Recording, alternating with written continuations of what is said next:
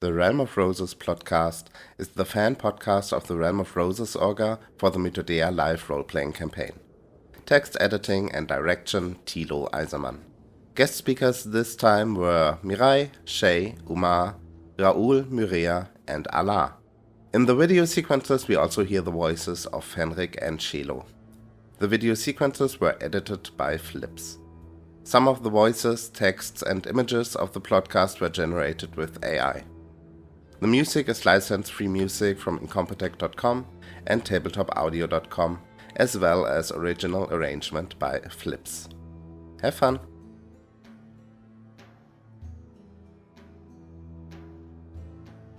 Welcome to the 5th Realm of Roses Plotcast. At irregular intervals, we want to present important plot developments and recaps for you to listen to from the perspective of the Realm of Roses.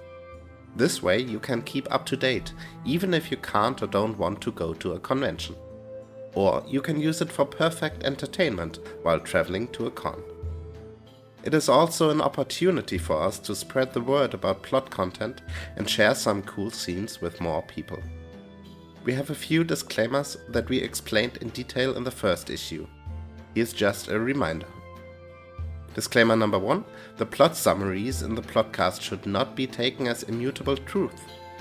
Number 2, the summaries in the Plotcast are not neutral, but from the perspective of the Realm of Roses. And number 3, we do not tell deliberate lies or misinformation. You will have noticed that the JDS Plotcast was unfortunately not finished before the Conquest last year. This is of course due to the fact that such a Plotcast is quite time-consuming. The texts have to be written, recorded, edited and accompanied by music. Many people have already offered to help with the Plotcast, but here's the call again for this year. We are especially looking for people to help with writing and translating, because that's the most time-consuming part of the whole thing. So if you feel like summarizing the events for all of us after an event, get in touch. This Plotcast will be about the most important events of JDS and Conquest 2024 and Stormwatch 2025. It will also tease a few Realm of Roses specific events leading up to this year's Chronicles. This Plotcast also includes 2 short video sequences from the Dream Tent of JDS 2024, one of which is in English, the other is in German. Unfortunately, there's no translated version here, but we have put a kind of audio commentary over it, so that you can understand the other language.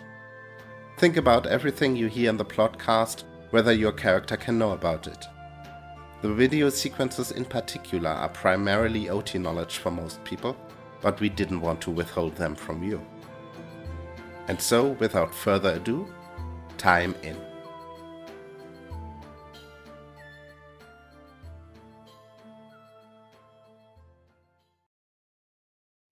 Political tensions on the playing field. Convention of the Elements 1324. The Convention of the Elements in 1324 began with good news. The realm had an Archon again. Where Miro's former Tulhaen had survived the hell beneath the Dire Guard with the help of brave adventurers from across the Empire, he had been chosen by Mythospera to be Archon of the Realm of Roses. However, his scepter was no longer a physical artifact, but rather the power bound in the thorns surrounding the Dire Guard. This power kept the horrors beneath the Dark Fortress at bay. However, the new Archon immediately had to face a difficult test. The political tensions with the other factions due to the events of the spring had to be resolved. Some realms were able to understand the reason for the controversial peace treaty with the Black Dynasty, but others, particularly the North, continued to be on the verge of declaring war. In the Council of Rulers, our Niame Neom was able to settle the biggest conflict with an impressive speech. The Council of Rulers did not decide on any punishment for the Empire of the Roses other than a reprimand, but aggression continued to simmer beneath the surface. They finally erupted at the Pomp Ball. During a game between our team, the Dawnstorm, against the team of the North, Viribus United, there was a mass brawl. Weapons, magic and poisons were even used. Viribus United, previous title holders and favorites again this year, was disqualified. This is how the team from Validar managed to win the Pomp Ball Cup. Unfortunately, Dawnstorm was once again eliminated prematurely, completely undeserved. We were still happy to have eliminated the favorite from the competition. Although the matter of the alleged pact seemed to be over for the time being, new information came to light that made the matter more complicated. Fenrik the Sturmwacht, the former emissary, unexpectedly returned from his trip to Viria. To prove to us that he is not controlled by the dynasty, he let some of the Empire's residents into his mind palace using a spell. There they experienced a vision.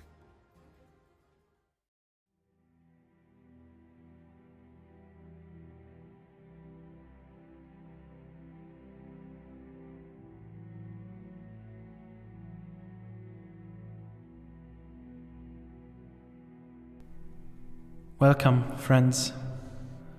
I'm glad you either trusted me enough to tell the truth, or care enough about it, or me, to come and find out.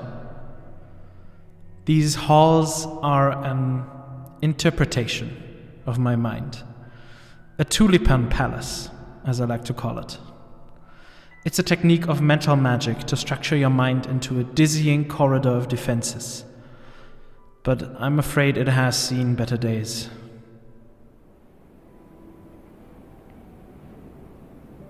This room once held a treasured memory. Perhaps it was the last time I heard a friend laugh, a lecture from a teacher, my mother's smile. I don't know, can't know. The magic I've asked Jonathan Crimson to use to erase memories of state secrets of the realm and to keep my loved ones safe has torn all manner of gaps into my mind. I'm not sure if I will ever recover them. Best not to dwell on the loss of something unknowable. You have come to learn the truth and answer the question. Am I a danger? Does my mind harbor the enemy? Am I telling the truth? I will let you wander the halls of my mind and see for yourself.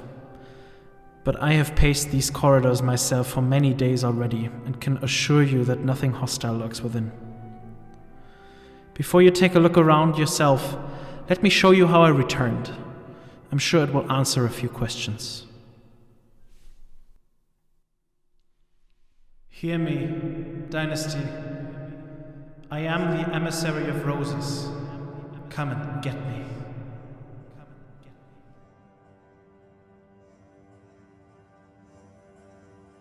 The Dragonfly Queen will see you now.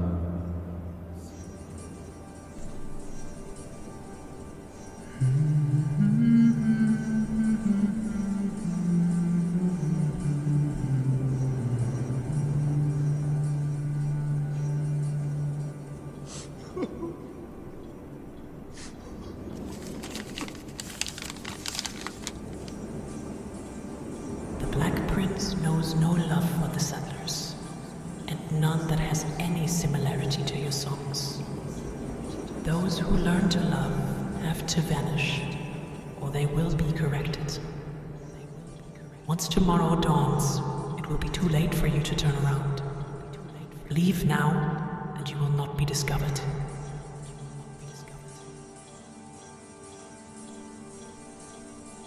And just like that, she had let me go. I had taught an acolyte of the Black Dynasty the pain of loss, and she chose to let me go. She likely knew I had stolen from her, and yet something about her has changed. I will let you go now. Explore and analyze as you please. You will find some doors locked, and some even I cannot open.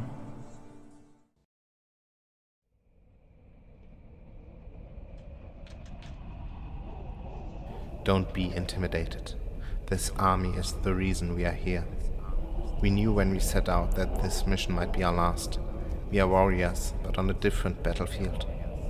We may buy time today or even prevent an attack, and we will use every trick we have. This battle will not end in our victory. We will have to make concessions. We will have to answer for these concessions. And even then, many will despise us. Let them. If we return alive, we may have saved thousands of souls, and that is what counts. If not, we will have tried, in our own way. It's time, Fenrik, as we discussed. Yes, Your Excellency.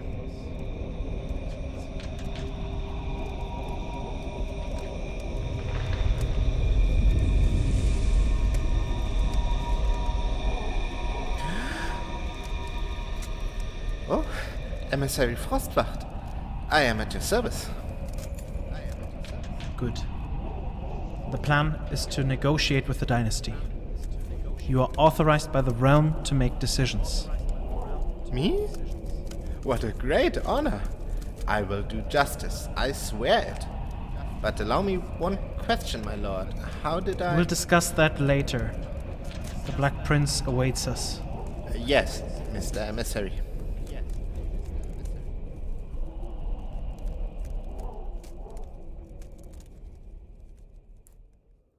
Miro Klippenwald also wanted to reveal his motives and the truth about the events to others. That's why he invited some of Aqua's followers to help him with his spell of clarity. Miro had been controlling his thoughts and memories using mind magic for years. Sometimes he no longer knew what was a lie and what was the truth. After a ritual, Aqua's followers and a few close friends immersed themselves in Miro's world of thoughts.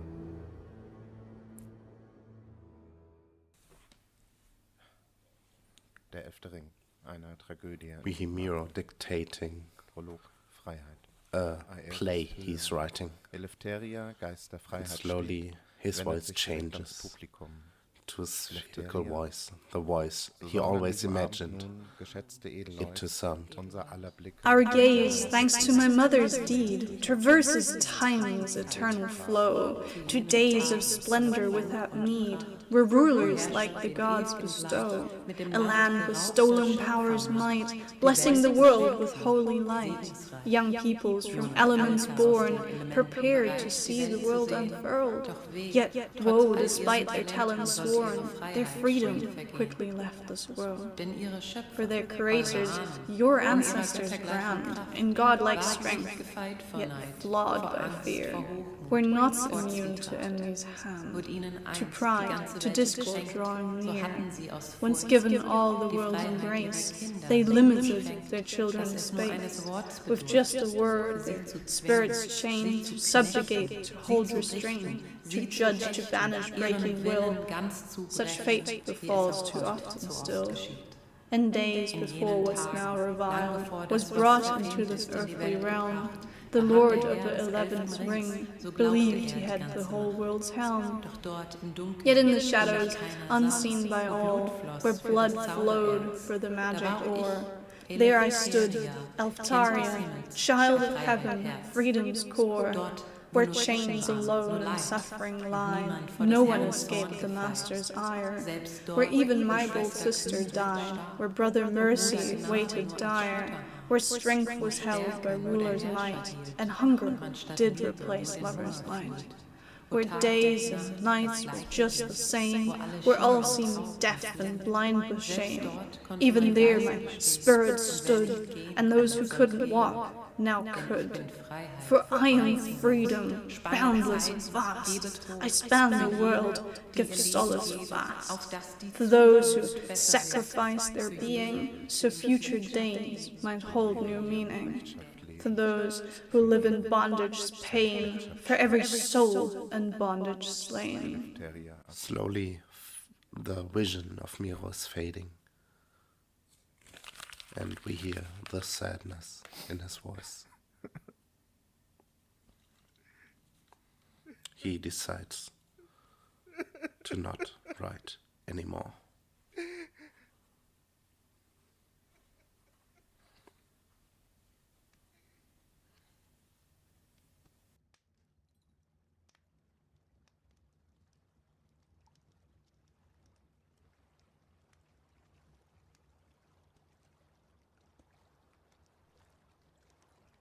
The voice of Miros bodyguard. Exzellenz? He's calling out for Miro. Ich bin hier unten am Ufer. He's Der Koch telling ist sich a mal wieder nicht message sicher from wegen the der cook Pilze, die er about gefunden hat. mushrooms, but he doesn't really know how to ask the question. He brought him a mantle, but Miro just says he likes the cold. Aber danke dir. Bleibst du heute bei The mir? scream. Hast du das gehört? Runter.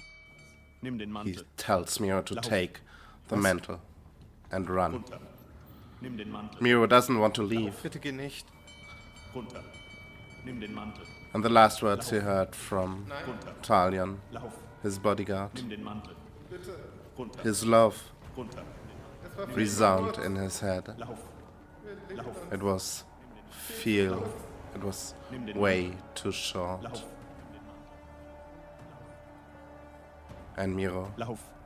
he had to run into the woods to be caught by the circle of redemption.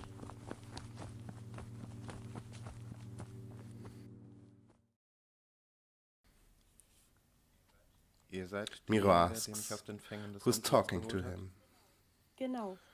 Wir sind der Zirkel She der Erlösung. is Wir a sind mage froh, from the euch in circle unserer of Mitte zu redemption, haben, Kelch der Rosen. and he knows Ihr wisst that also he is genau, the wer ich Nechus bin. Ray. Das bedeutet wohl, dass ich euer Gefangener bin. And Miro knows Im he is Gegenteil, ihr seid unser not Gastexzellenz. here by his free will. Wir werden euch in But the wenigen maid, Tagen she- zum Wald der Elemente bringen. She tells Vorher him haben wir ein that Geschenk für euch. the circle will bring them to the Wissen. ball of elements Diese soon. Welt stirbt und wir She haben wants to give him Einsicht in knowledge Geheimnisse. about Diese secrets. wollten wir mit euch teilen. Und wenn ich Nein Miro asks if he Ihr can versteht say sicher, no es ist to nicht that, diese Art von Geschenk. but the mage makes clear So that nehmet nun this unsere is not that Gaben kind und of blickt gift, auf das, was kommen and starts wird. Seht to cast a es, spell. versteht es, Miro tries to begreift resist, es. but his Das defenses Ende. break. Nein!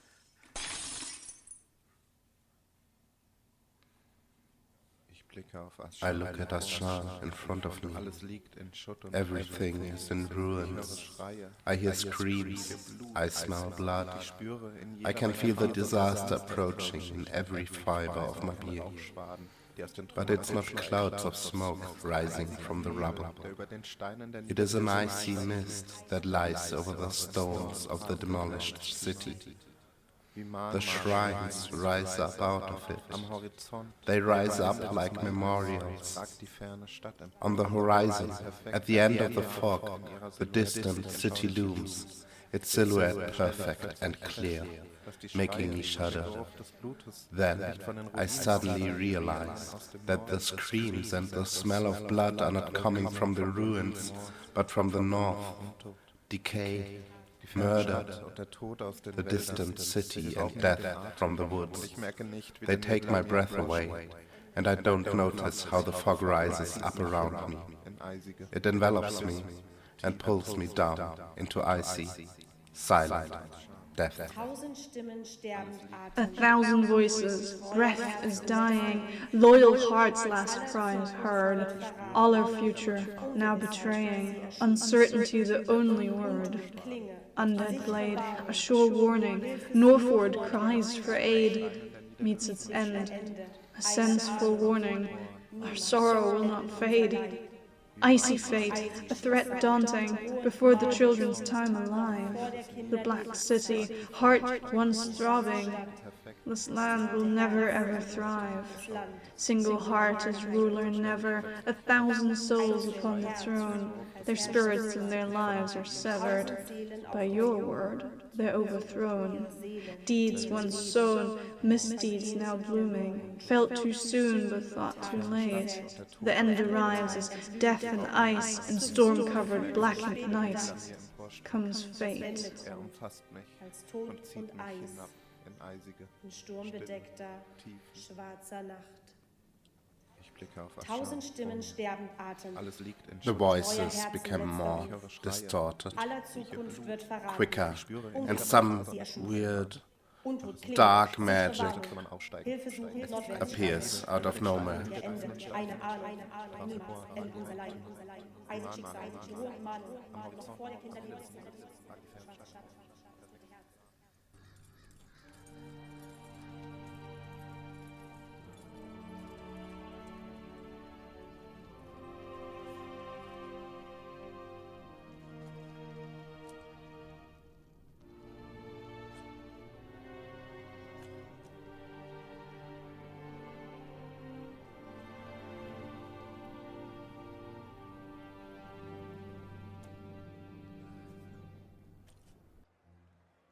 Those watching had the power to reseal individual memories. They decided against it. Miro's mind was fully open again, but a hidden spell left by the Circle of Redemption manifested itself in the magician of the circle who had to be banished.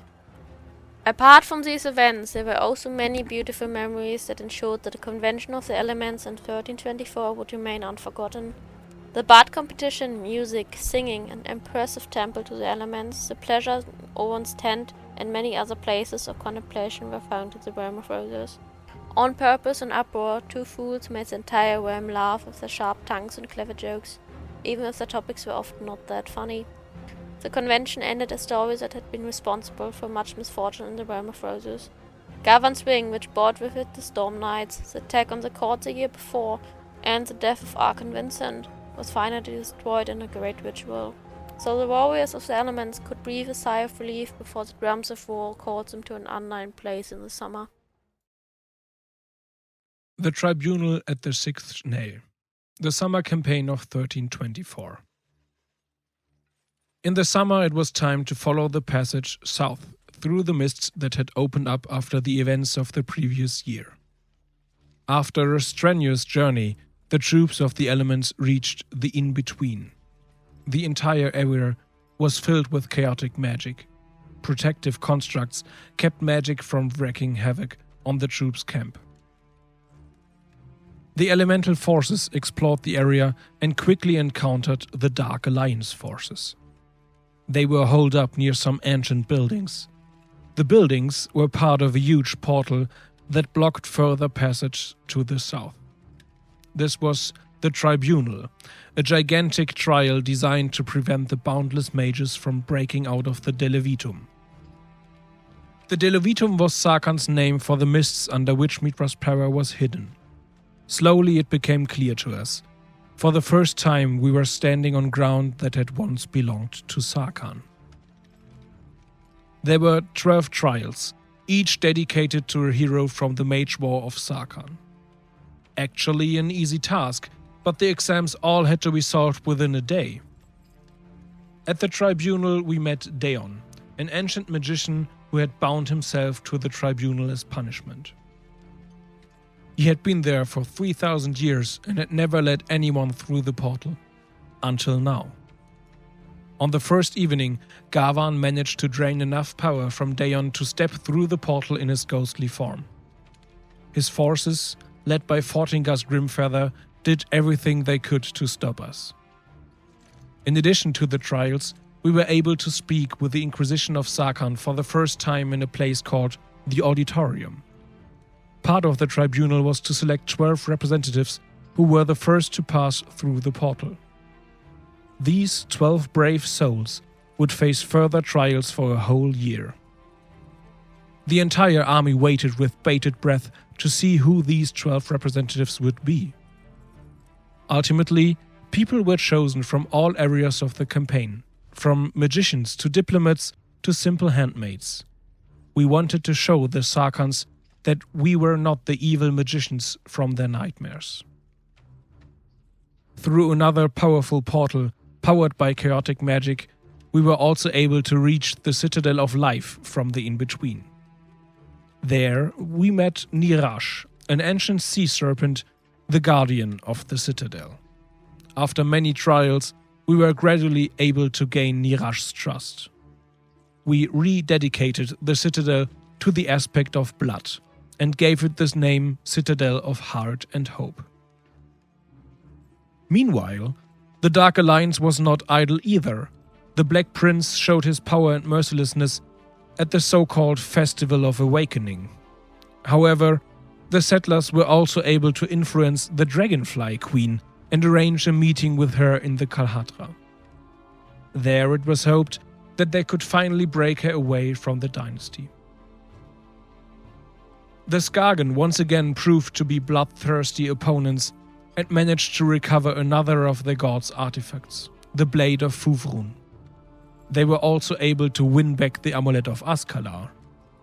What would happen if they had all 5 artifacts together?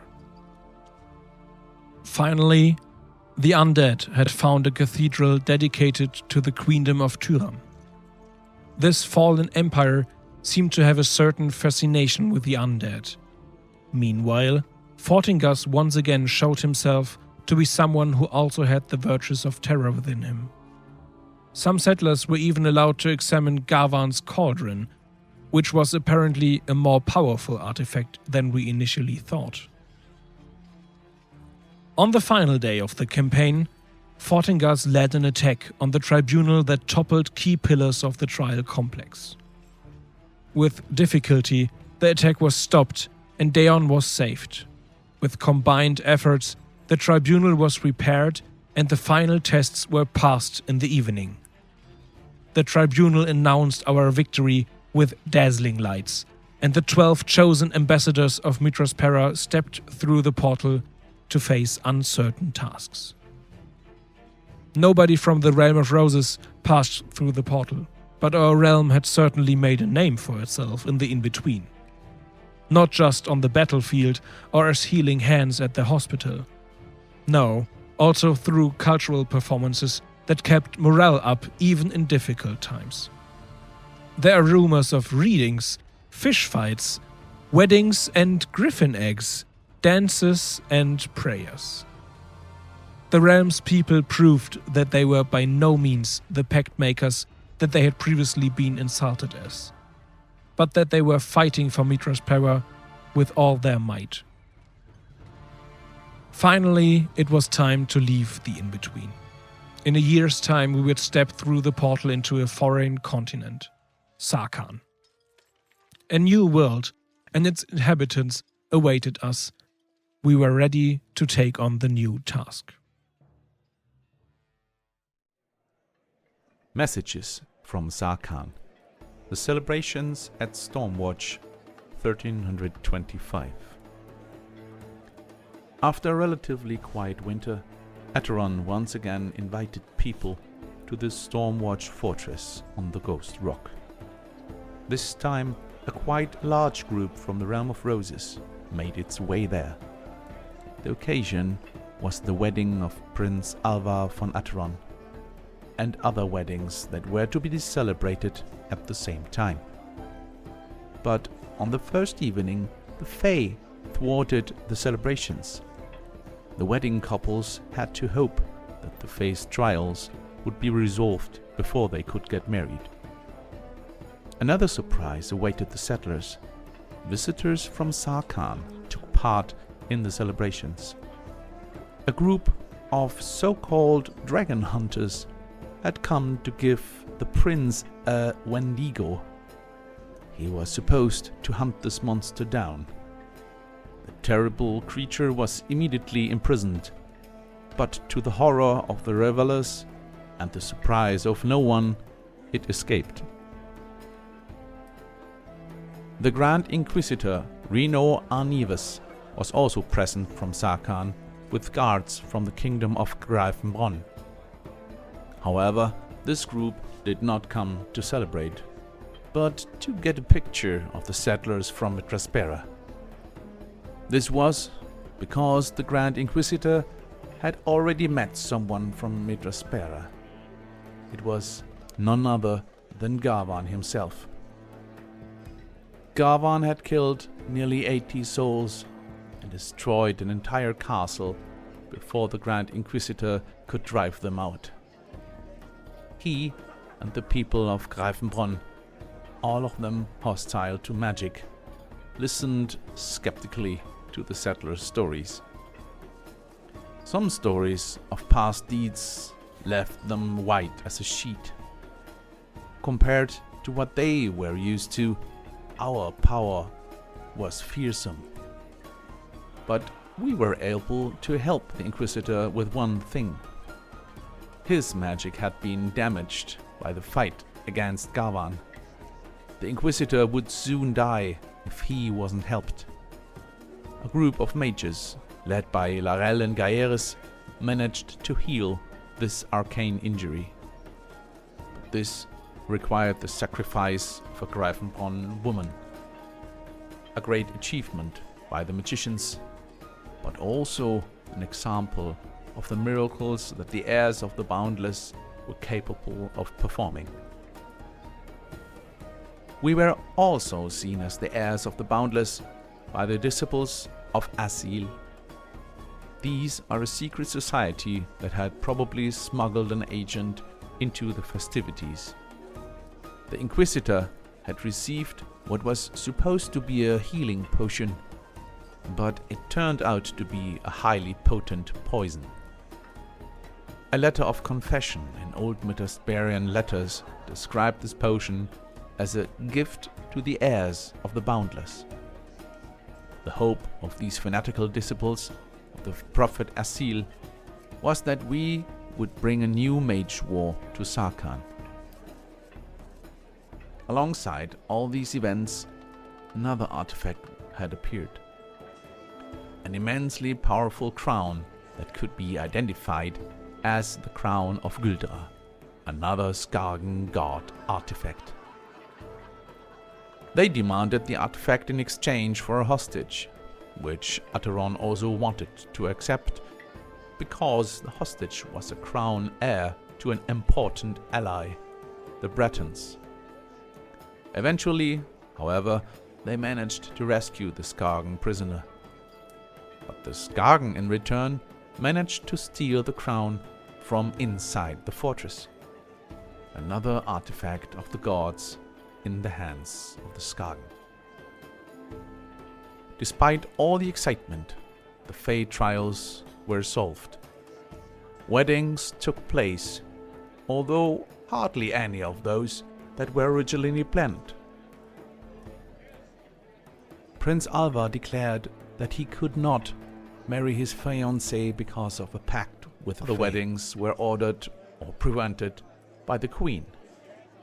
One thing became clear: the Queen's word was never questioned, even in the most cruel of her decisions. Nevertheless, these celebrations also ended with a masked ball of the Night of Luck, in dancing and intoxication.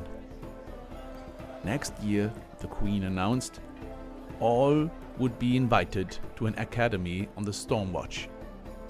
The Queen wants to promote the exchange of knowledge between Sarkhan and the Midasbarians. The circle is stirring before the campaign of 1325. In the spring, it was clear to all the inhabitants of the realm that another campaign would be imminent. The rumors that it was going to the Kalahatra increased. The Temple of Perpetual Battle was to be bound there. The Dragonfly Queen also had to be freed. Hard tests lie ahead of us. To prepare for the coming events, Schönweiler organized a maneuver. The necessary Miro Klippenwald was also invited. While the soldiers were training, reports reached the maneuver. These reported on the recent movement of the Circle of Redemption. The Circle seemed to be gathering its people to move to Kalahatra as well. In response, investigations were launched. Consideration was given to sending a force to the Circle's likely rallying point. A cultist also seemed to be of a particular interest to the realm.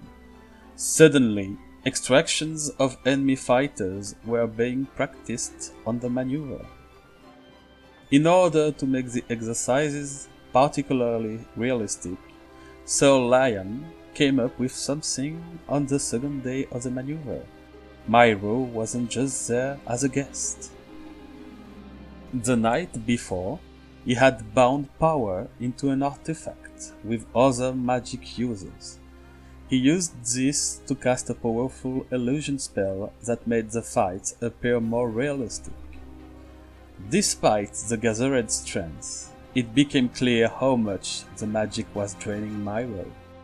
But shortly before the end of the maneuver, something unexpected happened. The actually harmless illusion turned into something dangerous. The wounds that were only hinted at suddenly became real injuries. Miro seemed to be influenced by something. In fact, magical circle of redemption traps could be found in the surrounding area. These reactivated the vision of doom that were once implanted in Miro by the circle. The circle's artifact could be destroyed, and the person responsible could be tracked down. But before he could be executed, the cult showed its true cruelty. Spitting blood, the cultist died on the ground before the marshal's blade hit him. A dark omen for the raids to come.